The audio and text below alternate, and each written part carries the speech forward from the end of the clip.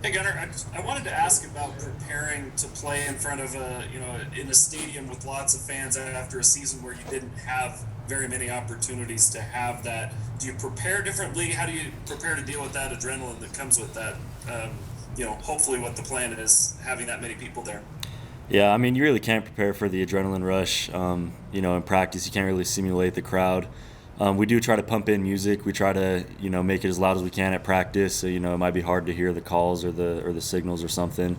But really, it's hard to simulate that game experience. And, so we just rely on veterans' past experience, before the COVID year, just to kind of talk through it and just kind of tell everybody how it is. But really, there's nothing like simulating the game experience. How do you personally deal with it? Because you've been there, you've seen both sides of that. So how do you do it?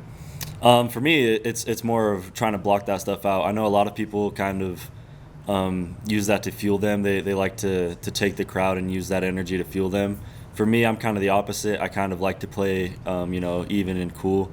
So I kind of just block it out and just pretend that no one's there. The sounds that we're hearing, it's just the speakers. And so that's my way of doing it. Mitch, go ahead. Gunnar, what took place in camp that maybe has you confident or excited about the offense you guys are going to put on display on Saturday night? I think the camp was pretty up and down throughout the whole entire camp. But what really has me confident is the way that we came together towards the end. There was a lot of competing back and forth for the first couple of weeks. We didn't know who the quarterback was going to be yet, so there's a lot of competitions, a lot of, I think, added pressure. But starting last week, I think the offense kind of found its groove a little bit, and we've just been getting better and better every single day. And so I think that's what gives me a lot of confidence. What are looking at Arizona? What are maybe some traits you've gathered about Arizona's secondary that stand out maybe in your study of the Wildcats?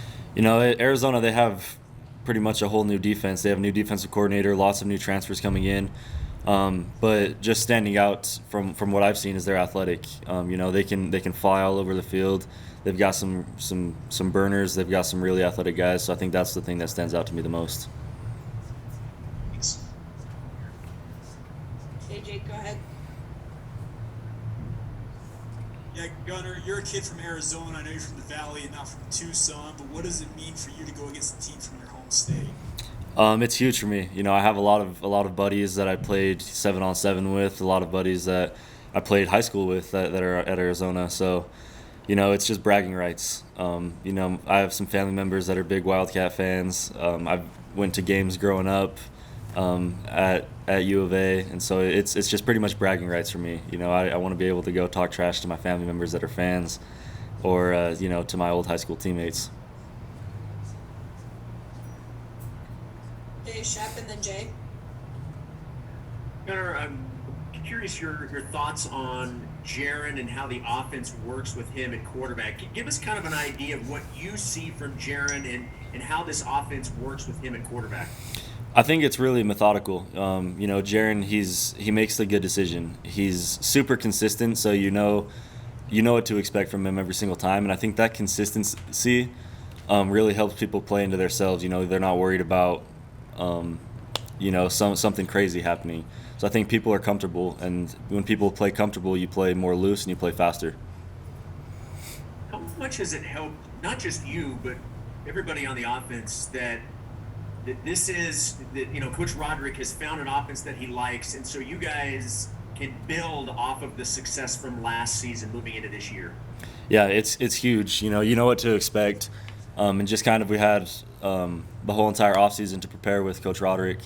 You know exactly where to be at exactly the right time, and Coach Roderick, he's a genius, offensive minded. So you can trust him. You're gonna run a route or you're gonna block, knowing that what you're doing is gonna help the play, and I think that really helps it. Thanks, guys. Hey, Gunner, I just wondered if you had an NIL deal with Bass Pro Shops. Nah, man, I wish I did. That'd be nice. We'll have to work towards one in the future. Are you into fishing and hunting and all that stuff? I am. My family's big into all the outdoor stuff. My dad's a huge fisherman, so we love doing that. A little more seriously, how's Baylor kind of handling the news, which obviously wasn't what he was hoping to hear? Yeah, obviously he took it hard. He wanted to be that starter, but Baylor's a really mature guy, and he's really supportive of Jaron. So he's kind of still being supportive, still being a team leader, and keep working because you never know if his time will come or not. All right, Jared, and then Jake, last question.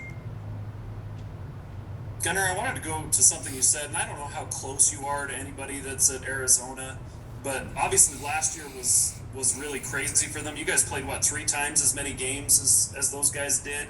I just wondered how different it is this year, if you have connections there, or if you have any idea to be coming off of a year where you played a lot more games than your opponent did.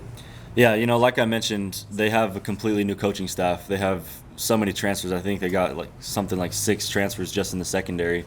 So there's a lot of buzz around that program right now. They believe that they're on the rise, and they believe that they're going to be a good team this year. And so I think it doesn't really matter what they did last year. I think they're just looking forward. Gunnar, you last year, I think, had the most near touchdowns, I guess is what I'll call them, in terms of playing in games. Is that just a luck thing, in your opinion? Is that something you can change to make sure you get into the end zone? I think it is a luck thing, but I think you create your own luck. And so that's one thing that I've been working on this season is, maybe if I was, half a tenth of a second faster, I would have been there. If I was, just a fraction stronger, I would have been able to get that 1 yard. So that's what I'm working for. All right, thanks, Gunnar. Thank you.